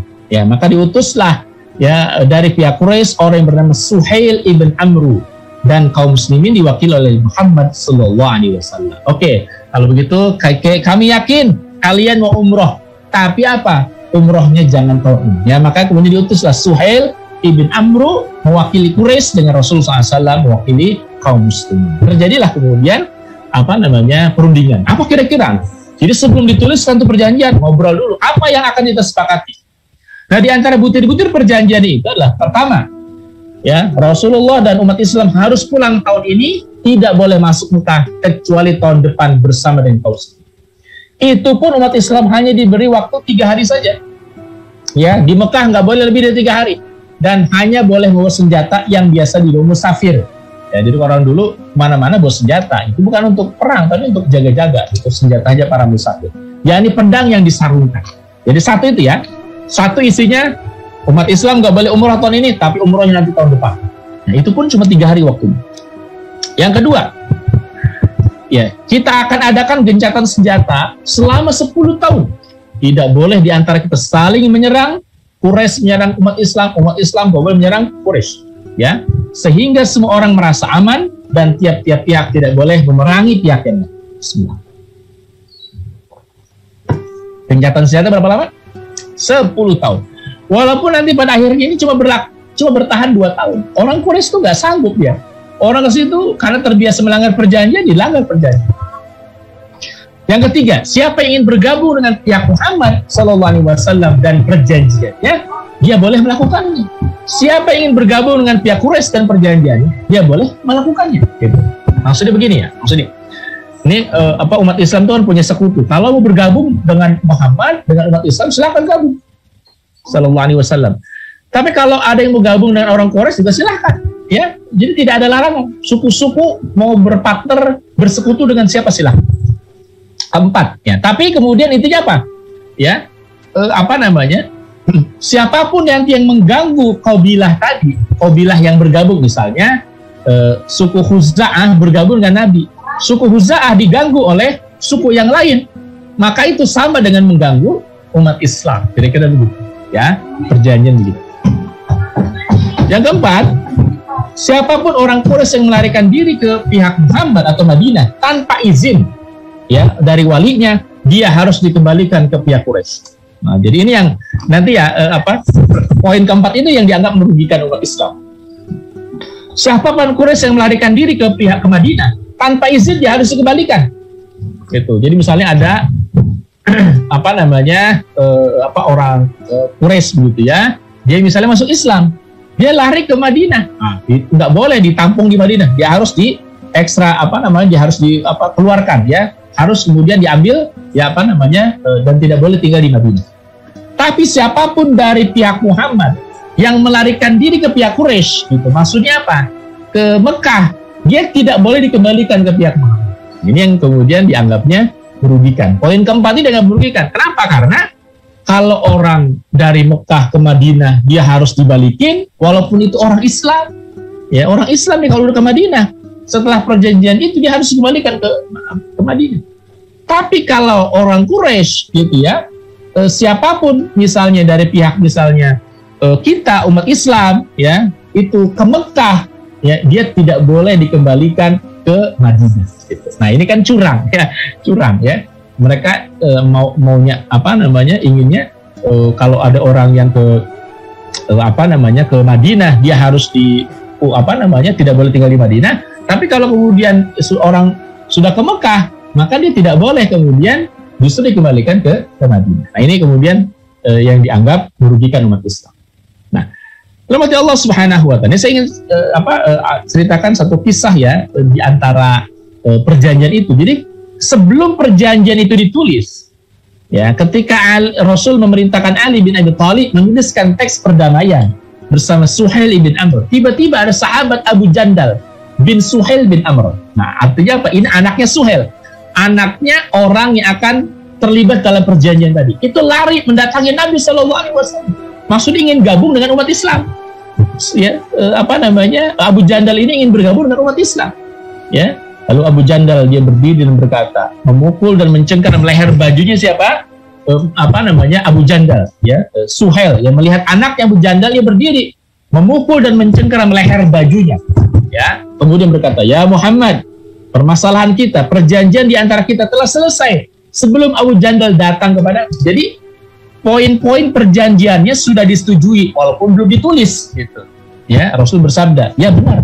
Walaupun Umar waktu itu marah Umar, ya Rasulullah, perjanjian belum ditulis. Ya, tidak, kata Rasulullah, ini sudah kita sepakati. Masya Allah ya. Jadi Rasulullah SAW walaupun belum ditulis itu perjanjian, tapi Rasul sudah menyepakati, ya, walaupun baru secara lisan.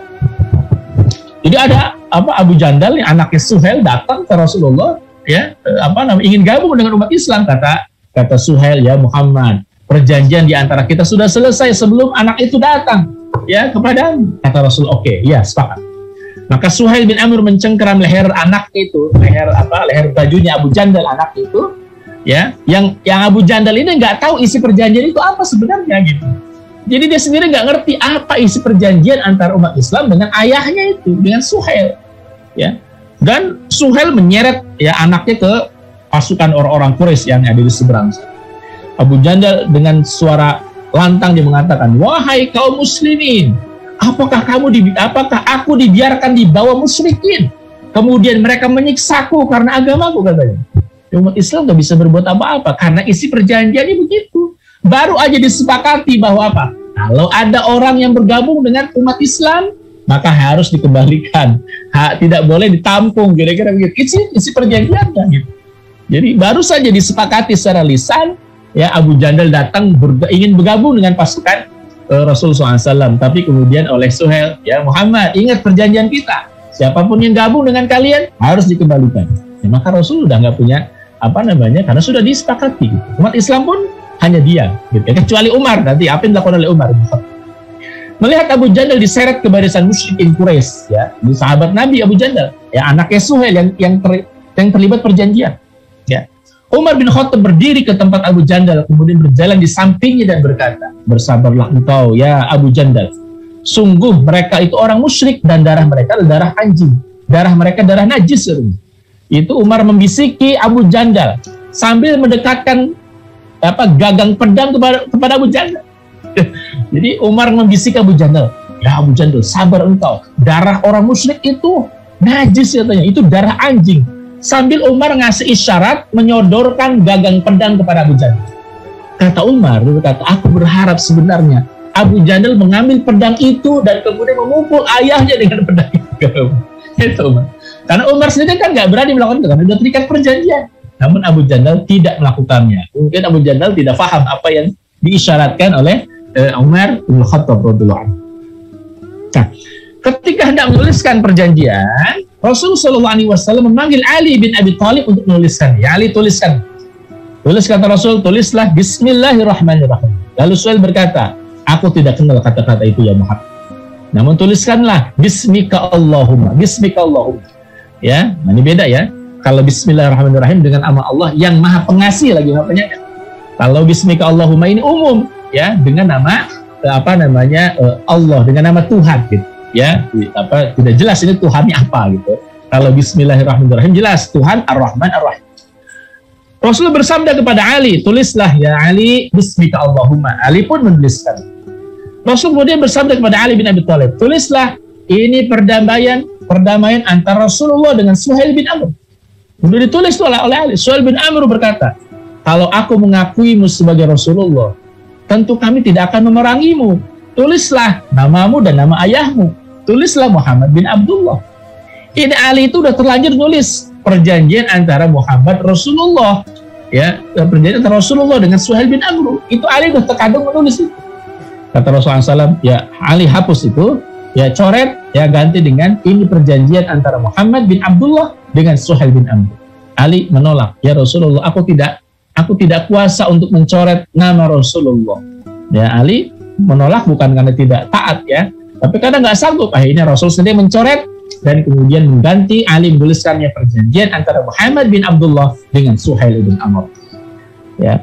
Lalu kemudian perjanjian yang tadi sudah disepakati secara lisan dituliskan oleh Ali bin Abi Thalib. Nah, tidak pelak ya, Pak, waktu itu para sahabat kecewa dengan perjanjian Hudaybiyah. Karena bagaimana bisa ada perjanjian yang isinya tuh nggak adil gitu loh bagi menurut para sahabat. Karena ketika ada orang Islam yang datang ke Madinah dari Mekah datang ke Madinah, dia nggak boleh diterima, harus ditolak. Gitu. Sementara kalau datang dari umat Islam ke Mekah, justru nggak boleh dikembalikan ke Madinah. Ini kan nggak adil gitu loh. Nah, maka kemudian sahabat itu kecewa. Di antaranya Umar, ya sahabat yang menampakkan kekecewaan itu Umar bin Khattab. Umar sendiri menceritakan bagaimana kekecewaan Umar itu terhadap isi perjanjian. Walaupun pada akhirnya Umar menyadari bahwa pendapatnya itu salah. Gitu ya. Umar menghadap Rasul SAW berkata, ya, ini untuk memastikan, alasta nabiyallahi haqqan. Ya Rasulullah, benarkah engkau seorang Nabi Allah? Umar seolah meragukan ya, tapi sebenarnya ingin memastikan gitu. Ada pertanyaan berikutnya sebenarnya. Ketika Umar bertanya, alasta nabiyallahi haqqan, benarkah engkau Nabi Allah? Bukan itu maksudnya. Alasta nabiyallahi haqqan, bukankah engkau benar seorang Nabi Allah? Jadi Umar bukan meragukan tapi ingin memastikan, bukankah engkau benar Nabi Allah? Ya, qala bala, betul. Kata Rasul, iya, aku ini Nabi Allah. Lalu Umar bertanya lagi, qultu alasna 'alal haqqi wa aduwuna 'alal batil? Ya, Umar bertanya lagi, aku bertanya lagi, kata Umar, bukankah kita di atas kebenaran sementara musuh berada di atas kebatilan? Ya, alasna 'alal haqqi wa aduwuna 'alal batil. Qala bala, betul kata Rasulullah. Kita di atas kebenaran, mereka di atas kebatilan, kata Nabi sallallahu alaihi wasallam. Lalu Umar bertanya lagi, qultu, katanya, aku berkata, ya, aku bertanya, fa'alima nu'tid daniyata fi dinina idzan? Kalau begitu kenapa kita memberikan kerendahan pada agama kita? Ya, falima nu'tid daniyata fi dinina idzan? Kalau begitu kenapa kita memberikan kerendahan pada agama kita? Kok kita kayaknya rendah di hadapan orang-orang musyrik gitu. Bergaining posisi kita kok kayaknya lemah gitu. Qala, ya, kata Rasulullah SAW, inni Rasulullah, aku ini Rasulullah. Walastu asihi wa huwa nasiri. Dan aku tidak akan mendurhakai Allah dan dialah penolongku, kata Rasulullah SAW. Lalu aku bertanya lagi, kata Umar, qultu awalaysa kunta tahaddith, maaf ya, qultu awalaysa kunta ya tuhaddithuna anna sana'til baita fanatufu bihi? Ya, bukankah engkau mengatakan awalaysa kunta tuhaddithuna anna sana'til baita fanatufu bihi? Bukankah engkau pernah mengatakan bahwa kita akan mendatangi Ka'bah, kemudian kita akan tawaf di sana? Kata Rasul sallallahu alaihi wasallam, qala bala, benar. Fa akhbartuka anna na'tihil 'am. Rasulullah SAW kemudian menjelaskan, apakah aku pernah mengatakan kepadamu bahwa kita akan mendatanginya tahun ini?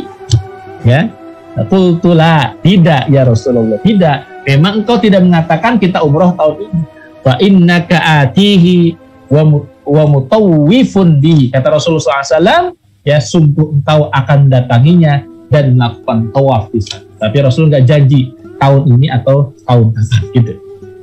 Itu diantara kekecewaan sahabat ya, Umar bin Khattab. Kekecewaan sahabat lainnya terlihat ketika Rasulullah hendak memerintahkan para sahabat untuk menyembelih hewan kurban sebagai pertanda dan perintah untuk menggunduli rambut gitu, tahallul sebagai pertanda pembatalan umroh. Jadi untuk membatalkan umroh ya harus tahallul ya, nanti untuk dan kemudian untuk membayar semacam kafarat begitu ya, karena sudah membatalkan ihram. Tak ada satupun dari mereka yang beranjak melaksanakan perintah tersebut. Rasulullah SAW, gunduli rambutmu, tahallul, sembelih hewan, ya, tahallul kalian semuanya. Nggak ada satupun di antara sahabat yang menuruti kata Rasul. Padahal Rasul sudah mengulangi 3 kali. Ya, cukur rambut kalian, gunduli rambut kalian. 3 kali Rasul melakukan itu, menyatakan itu, tapi nggak ada sahabat yang ikut, gitu ya. Ini bukan apa-apa sebenarnya. Sahabat itu bukan ingin menolak apa yang ditetapkan Rasul, bukan, tapi ingin menunggu ya, karena bisa jadi ya, karena bisa jadi ada wahyu Allah turun gitu ya, yang kemudian memerintahkan yang lain selain dari perintah Rasulullah SAW. Lalu Rasulullah SAW ya merasa bersedih karena ucapannya tidak didengar, ya, bukan tidak didengar, tidak diikuti para sahabat. Lagi-lagi para sahabat tidak mengikuti itu bukan karena menolak apa yang disampaikan Rasul, tapi karena siapa tahu ada wahyu nanti turun gitu loh, ya, sebelum dicukur rambutnya gitu. Karena kan mereka udah jauh-jauh ya, 450 km datang dari Madinah ke ke Mekah, sudah di perbatasan. Mereka pakai kain ihram jauh-jauh. Disuruh balik lagi gitu loh. Kira-kira gitu. Ya, kalau antum misalnya udah jauh-jauh dari Indonesia datang ke ke Mekah ya, mau masuk perbatasan, disuruh balik lagi, kira-kira kecewanya. Nah, begitulah kira-kira kekecewaan para sahabat. Ya, kecewa luar biasa. Rasulullah SAW akhirnya masuk tenda yang di situ ada istri beliau Ummu Salam. Ya, Rasul menyampaikan ya, para sahabat tidak mau mengikuti apa yang aku sampaikan ya, ini tahallul ya, menggunting rambut, membotaki rambut. Kata Ummu Salamah mengatakan ya, kalau begitu engkau saja mencontohkan. Kalau engkau keluar, kata Ummu Salamah, lalu kemudian panggil tukang cukur, gunduli rambut, kata Ummu Salamah ya. Jadi Ummu Salamah menyarankan, kalau begitu engkau mencontohkan ya Rasulullah, contohkan olehmu, nanti mereka pasti ikut. Nah betul, ketika Rasul kemudian keluar tenda, panggil tukang cukur, rambut Rasul digunduli, ya, akhirnya para sahabat melihat Rasul digunduli, semua berlomba-lomba saling menggunduli rambut, ya, sambil menggunduli rambut, sampai kemudian banyak yang ada yang luka-luka di rambut itu, karena saking cepat ya, digunduli rambut, gitu. Akhirnya dibatalkanlah ihramnya, dengan kemudian nanti menyembelih hewan hadyu ya, hewan sembelihan ya. Dan rahmati Allah Subhanahu wa taala. Nah, ini kisah runtutan berikutnya ya. Terakhir saya sampaikan kisahnya Abu Basir. Rasul udah pulang nih. Rasul udah pulang. Selesai perjanjian Hudaybiyah, sudah selesai, dituliskan, dicatatkan ya, umat Islam tahallul sebagai pertanda batal umrohnya, pulang ke Madinah. Nah, tidak lama setelah Rasulullah SAW pulang ke Madinah, ya, setelah perjanjian Hudaybiyah, datang Abu Basir ke Madinah. Abu Basir ini adalah orang Islam yang tertahan di Mekah. Orang Islam yang ada di Mekah. Dia kabur dari Mekah ke Madinah. Adalah apa tadi isi perjanjiannya? Isi perjanjiannya, kalau ada orang Quraisy, orang dari Mekah datang ke Madinah, tidak boleh diterima, ya. Tidak boleh diterima, harus dikembalikan ke Madinah. Kepergian Abu Basir ini disusul oleh utusan Quraisy gitu, yang membawa surat agar Rasulullah memulangkan Abu Basir. Karena apa? Isi perjanjiannya begitu. Maka ketika Abu Basir datang, ya, Rasulullah SAW bersabda kepada Abu Basir, ya Abu Basir, ya, mereka adalah orang-orang yang telah mengikat perjanjian dengan kita. Kita ini sudah terikat perjanjian dengan orang Quraisy. Ya, sedangkan engkau tahu isi perjanjian itu. Ya, dan aku bukanlah orang yang suka mengkhianati perjanjian, kata Rasul. Ini luar biasa Rasulullah ya. Dia kata Rasul, aku nggak akan mengkhianati perjanjian. Pulanglah engkau bersama mereka. Tuh ada yang datang ya, ada yang ada 3 orang yang kemudian menyusulmu untuk bawamu kembali ke Mekah. Ikutlah bersama dengan mereka, kata Rasulullah SAW. Ya, terus Abu Basir menjawab, ya Rasulullah, engkau pulangkan aku menuju orang-orang musyrikin. Ya, kata Abu Basir, mereka akan merusak keimananku ya Rasulullah. Abu Basir nggak mau gitu ya. Hati kecil menolak itu. Inginnya dia bersama dengan Rasul di Madinah. Tapi karena isi perjanjian dia harus dikembalikan ke Mekah. Disusul oleh 3 orang yang membawa surat untuk mengembalikan Abu Basir. Lalu Nabi mengatakan kepada Abu Basir, ya Abu Basir, bersabarlah dan berharaplah pahala. Karena Allah pasti akan berikan jalan keluar untukmu dan orang-orang lemah yang bersamamu dari kalangan orang-orang beriman. Udah, balik lagi ke Mekah. Bersabar, engkau dapat pahala, kata Rasulullah SAW. Berangkatlah Abu Basir itu bersama dengan 3 orang. Nah, di perjalanan ya, di perjalanan saat mereka kembali ke Mekah, belum jauh, baru sampai di Dzul Hulaifah. Ya, baru sampai di Dzul Hulaifah. Sekarang ya, tempat untuk miqat ya. Ketika mereka istirahat, Abu Basir ternyata membunuh salah seorang di antara 3 orang. Ya, kata Abu Basir sebelum mengatakan, "Wih, pedangmu bagus sekali." Ya, dipuji pedangnya bagus. Oh iya, pedang saya bagus. Coba aku lihat, kata Abu Basir. Dipegang sama Abu Basir, ya, dikeluarkan dari sarangnya, dibunuh 1 orang oleh Abu Basir. Ya, Ini tinggal berdua. Orang berdua ini ketakutan ya, lari dia. Larinya bukan ke Mekah, larinya ke Madinah, karena yang lebih dekat gitu. Jadi dua orang musyrikin Quraisy ini lari menuju Rasulullah SAW. Lari dia, ya tergopoh-gopoh, keringetan ya, badan berdebu. Ya kenapa? Karena takut dibunuh oleh Abu Basir. Karena seorang temannya dibunuh oleh Abu Basir. Ya, mereka menuju Rasulullah SAW yang lagi duduk di mesin. Saat melihat keduanya harus mengatakan, orang ini terlihat kayaknya ketakutan gitu. Kenapa ketakutan? Saat mendekati Rasulullah, orang itu berkata, teman kalian Abu Basir telah membunuh temanku, katanya. Ya, Rasul baru sadar, oh ternyata teman yang awalnya kan mereka berangkat bertiga, ini datang berdua, satu orang dibunuh oleh Abu Basir. Sesaat kemudian baru Abu Basir datang menenteng pedang, ya, yang mendekati Rasulullah berkata, ya Rasulullah, sungguh Anda telah memenuhi janji Anda kepada Quraisy untuk memulangkan dirinya. Jadi masalah Anda sudah selesai ya Rasulullah. Ya, tugas Anda selesai, memulangkan saya kepada Quraisy.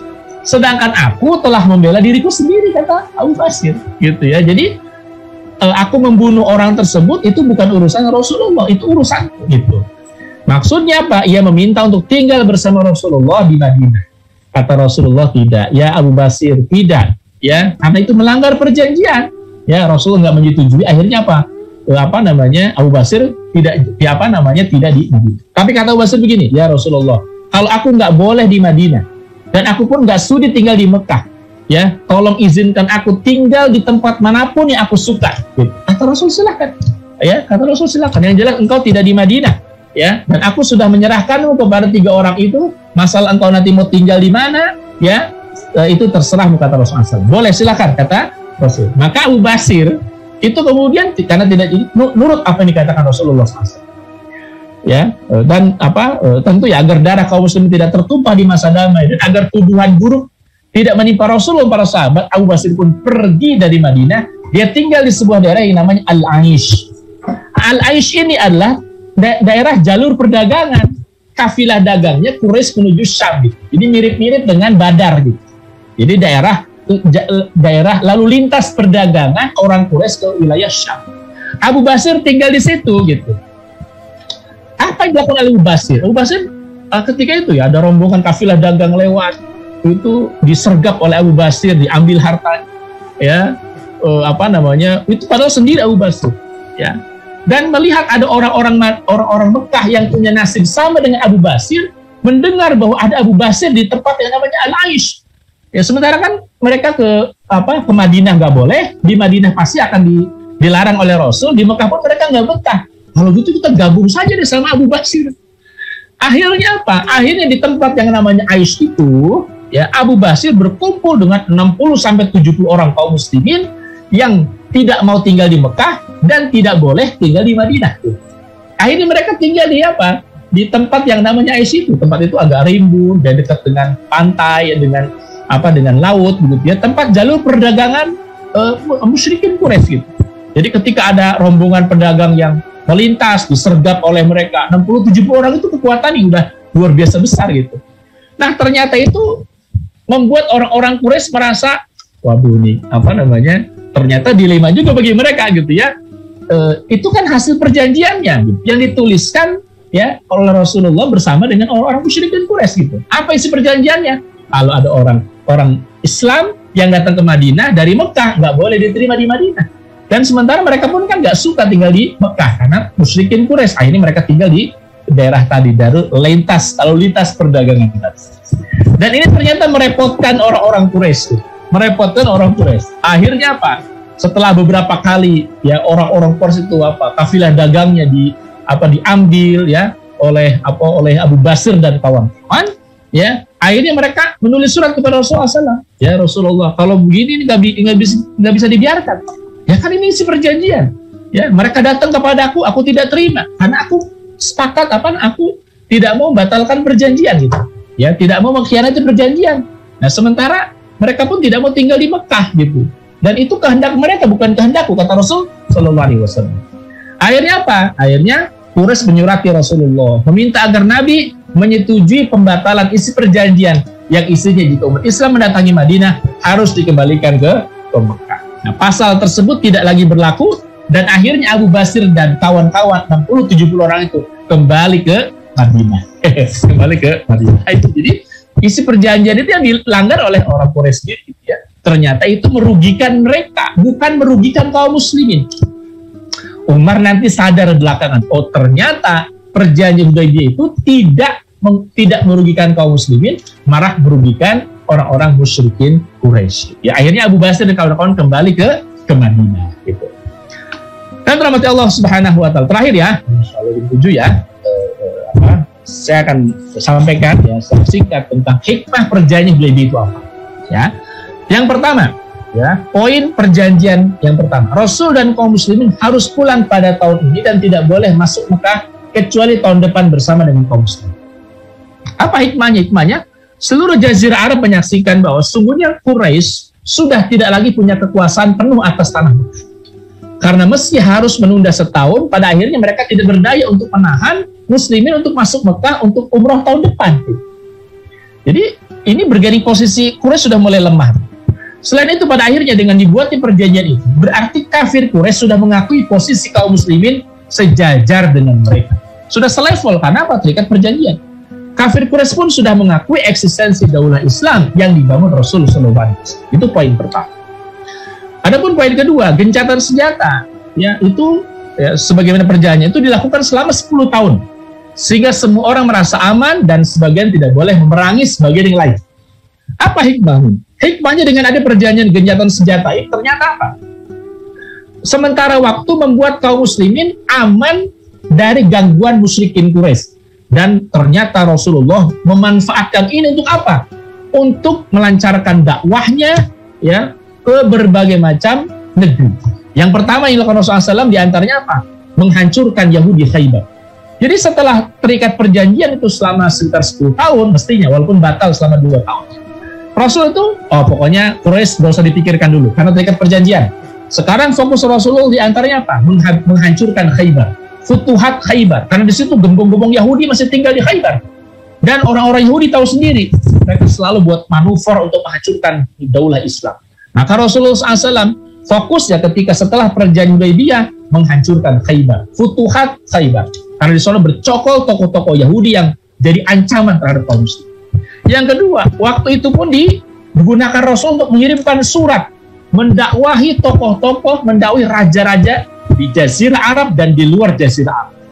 Dan berapa hal itu berhasil. Masuk Islam waktu itu Raja Oman, ya, kemudian Yaman, ya, beberapa raja-raja masuk Islam itu karena waktu jeda, ya, di antara perjanjian Hudaybiyah. Tidak ada perang antara umat Islam dengan Quraisy pada saat itu. Rasul mengirim surat tuh, ya, ada yang mengatakan belasan, ada yang mengatakan puluhan kepada apa? Raja Persia, Romawi, Mesir, dan daerah-daerah sekitar Syam. Nah, maka pada titik inilah Islam mulai go internasional. Yaitu ibrah dari Hudaybiyah. Di titik ini pula Islam menegaskan bahwa risalahnya bukan risalah bagi tanah Jazirah Arab saja, tapi risalah bagi seluruh umat manusia.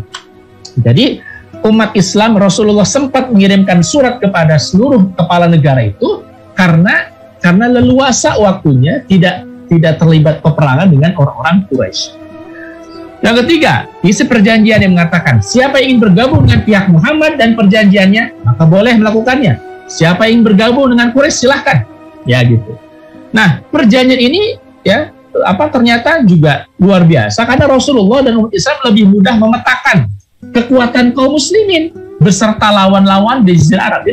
Jadi menjadi terpetakan, oh dia gabung dengan Quraisy, oh suku ini gabung dengan umat Islam. Jadi terpetakan. Yang mungkin sebelumnya masih malu-malu ya atau menjadi musuh dalam selimut gitu ya. Sekarang itu semua kabilah sudah menunjukkan keberpihakan. Mau mendukung Islam ya di Madinah atau mendukung Quraisy di Mekah. Seperti halnya Bani Bakar yang akhirnya memihak kepada Quraisy dan Bani Khuza'ah yang akhirnya memeluk memihak kaum muslimin. Ya, pemetaan kekuatan ini sangat penting di dalam suasana perang karena ini menentukan keakuratan persiapan sebuah pasukan dengan kebutuhan di medan perang. Nah, selain itu, pelanggaran terhadap poin ini oleh Quraisy itulah yang menyebabkan terjadinya Futuh Mekah. Jadi Quraisy itu kemudian diantaranya melanggar perjanjian poin ketiga itu. Apa? Ya, ini ketika apa? Ketika suku yang bergabung dengan Quraisy, yakni siapa? Bani Bakar itu membunuh bahkan membantai sekian puluh orang dari Bani Khuza'ah yang merupakan sekutunya Nabi. Ketika Bani Khuza'ah mau umroh itu dibunuh oleh Bani Bakar yang sekutunya Quraisy, dan Quraisy memberikan dukungan terhadap pembantaian. Maka batallah, ya, Rasul marah luar biasa sampai Rasul mengerahkan 10.000 orang menuju Mekah. Akhirnya terjadilah Futuh Mekah. Nah, jadi karena poin ketiga itu, ya, karena Quraisy yang mengkhianati poin ketiga dari perjanjian. Dan yang terakhir, siapapun dari Quraisy yang yang mendatangi Muhammad, ya, atau mendatangi Mekah, Madinah tanpa izin walinya atau melarikan diri, maka dia harus dikembalikan kepada pihak Quraisy. Dan siapapun dari pihak Muhammad yang mendatangi Quraisy melarikan diri darinya, maka tidak dikembalikan. Itu poin yang tadi ya kita bincang. Apa hikmahnya? Ya, hikmahnya itu jika ada pihak dari Rasulullah yang melarikan diri kepada Quraisy, maka tidak boleh dikembalikan. Bagian ini bukan masalah bagi kaum muslimin. Ya, karena apa? Karena tidak mungkin ada orang beriman yang lari dari jamaah kaum muslimin menuju kepada kumpulan orang kafir, kecuali orang munafik. Ini enggak, sama sekali ini tidak mengkhawatirkan Nabi. Kenapa? Karena mana ada orang Madinah yang lari ke Mekah gitu. Kecuali orang munafik, itu nggak mungkin gitu. Nggak mungkin gitu. Maka Rasul nggak mengkhawatirkan isi perjanjian itu. Ya betul juga kata Umar gitu ya. Dan jika orang itu munafik, maka keberadaannya memang lebih baik keluar dari Madinah. Karena jika orang ini berada di dalam Madinah, dia pasti akan diburu dalam Madinah. Jadi Rasul nggak mengkhawatirkan kalau ada poin yang mengatakan kalau umat Islam yang lari dari Madinah ke Mekah, ya, maka kemudian dia tidak boleh dikembalikan. Masih muskilah, nggak ada masalah. Ya, orang lari dari Madinah itu pasti orang munafik. Itu kira-kira. Nah, sedangkan jika ada yang melarikan diri dari pihak Quraisy, maka harus dikembalikan. Dalam kasus ini, jika ada orang beriman lari dari Quraisy, bumi Allah, ya, maka bumi Allah itu luas. Ini seperti kasusnya siapa? Kasusnya Abu Basir tadi. Kalau nggak di Madinah kan bisa di tempat yang lain. Maka Abu Basir memilih tinggal di Al-Aish, ya, gabung tuh dengan Abu Jandal, mendengar ada Abu Basir, maka digabung. Maka sekitar 60-70 orang bergabung di situ. Walaupun pada akhirnya kan merepotkan orang Quraisy karena pas selalu mengganggu kafilah dagangnya, akhirnya poin itu pun dibatalkan dan 60-70 orang itu kembali ke Madinah Al-Munawwarah. Ya, Masya Allah, rahmat Allah Subhanahu Wa Taala. Ya, maaf ya, 7 ya, 1 jam lebih ya. Alhamdulillah, mudah-mudahan ada manfaatnya dan bisa dipahami ya. Mudah-mudahan bisa dipahami karena cukup panjang. Ya, perbagian dinamikanya, dampaknya, hasilnya bisa dipahami ya. Yang selama ini mungkin kita pahami umum apa itu perjanjian Hudaybiyah.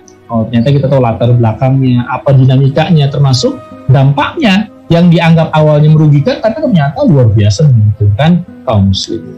Ya, barakallahu fikum. Assalamualaikum warahmatullahi wabarakatuh. Waalaikumsalam warahmatullahi wabarakatuh. Baik Ustaz, terima kasih atas pemaparan berkaitan dengan tema kita, yakni perjanjian Hudaybiyah. Ini ada satu pertanyaan Ustaz yang menarik. Saya coba bacakan Ustaz di ruang Zoom. Saya tertarik dengan ucapan Ustaz bahwa kafir Quraisy masih menghormati kesepakatan tak tertulis agar tidak mengganggu jamaah umroh. Apa yang menjadi penyebab akhlak baik dalam tanda petik Ustaz mereka itu? Ya. Jadi begini ya, orang-orang Quraisy itu memang kita akui ya punya sifat yang buruk ya, diantaranya menentang kebenaran. Itu satu poin yang kita harus paham juga. Kenapa kemudian pada akhirnya Rasulullah SAW diusir ya dari Mekah ya ke agar kemudian tidak tinggal di Mekah. Itu pun sebenarnya karena pertimbangan Muhammad SAW itu dari Bani Hashim gitu ya. Di antara alasannya bukan sekedar menolak gitu ya, tapi dari Bani Hashim, sementara bani-bani yang lain tuh, suku-suku yang lain itu kemudian merasa iri gitu. Nah, kan selalu terjadi persaingan antara suku-suku di Mekah tadi, Quraisy dengan suku-suku yang lain. Maka ketika melihat ada nabi muncul dari Bani Hashim, sebagian yang lain kemudian tidak menerima ya. Tentu di antara alasan lain karena ajaran yang dibawa Rasulullah SAW karena dianggapnya mengkhianati ajaran nenek moyang. Itu sifat buruk orang-orang musyrikin Quraisy. Nah, tapi juga ada hal yang mungkin bisa kita ambil pelajaran dari orang Quraisy. Apa? Mereka itu orang yang komitmen gitu, menepati janji, terus kemudian komitmen, walaupun kemudian juga mereka ya kalau ada nafsunya mereka juga seperti tadi membatalkan juga gitu. Ada sifat culasnya juga gitu ya. Dia tergantung kondisional. Nah, tapi kemudian ya salah satu hal yang bisa kita lihat juga dari karakternya orang-orang Quraisy gitu ya, mereka itu orang-orang yang komitmen ya terhadap perjanjian, dan itu kemudian lebih lagi diikuti oleh Rasulullah SAW. Yang kemudian tadi ya sebelum perjanjian ditulis itu ya Rasulullah SAW yang kemudian sebenarnya yang lebih responsif ya, karena ketika Abu Jandal misalnya lari ke Rasulullah, ya Rasulullah aku gak mau di Mekah gitu ya, kata ayahnya siapa ya, kata ayahnya ya Muhammad, bukankah sudah terikat perjanjian walaupun belum ditulis gitu. Oh iya kata Rasulullah, ya silahkan ya. Akhirnya Abu Jandal ditarik oleh ayahnya tadi ya. Wallahu a'lam. Ya. Ustaz, kemudian pertanyaan kedua nih, penasaran juga saya berkaitan dengan ini Ustaz, perilaku yang dilakukan oleh Abu Basir tadi Ustaz, yang mana beliau itu kan tadi sempat membunuh salah seorang utusan dari orang Quraisy itu. Apakah Rasul tidak menegur? Kemudian juga tadi juga ada kan ketika Basir ini tinggal di Al-Aish itu Ustaz. Nah, ya. Kemudian ada beberapa kafilah dari Quraisy itu yang diganggu itu. Apakah itu juga hal yang tidak ditegur oleh Rasul atau bagaimana Ustaz? Ya, baik ya. Nah, begini ya, ini juga menarik ya. Kenapa saya sebut menarik? Karena begini, pertama saya pahami Kang Ihsan bahwa Abu Basir dan kawan-kawan ini orang yang tidak terikat perjanjian. Ya, jadi mereka tidak, jadi hukumnya itu ya mereka harbi sama seperti ketika Rasulullah menghadap ya pasukannya kafilah dagang Abu Sufyan, sehingga kemudian memicu terjadinya perang Badar gitu. Nah, jadi Abu Basir ini kan dia nggak yang terikat perjanjian. Kenapa? Karena itu kan keinginan mereka sendiri, keinginan Quraisy sendiri. Quraisy menginginkan kalau ada yang lari ke Madinah, kamu nggak boleh menampung ya Muhammad. Kata Rasul, oke silakan, saya udah usir dari Madinah. Masalah dia di luar Madinah itu urusan dia. Itu urusan dia kan gitu. Itu yang dikehendaki oleh musyrikin Quraisy kan gitu kira-kira. Ya akhirnya apa? Akhirnya kan Abu Basir dan kawan-kawan nggak mau ke Mekah dan juga tidak boleh tinggal di Madinah, tinggal di perjalanan. Nah, hukum mereka itu, status mereka itu orang yang tidak terikat perjanjian gitu, karena keinginan Quraisy sendiri gitu loh. Ya, mereka itu kemudian tidak boleh tinggal di Madinah oleh Rasul, memang ya silahkan keluar dari sini. Itu komitmen Rasulullah SAW gitu.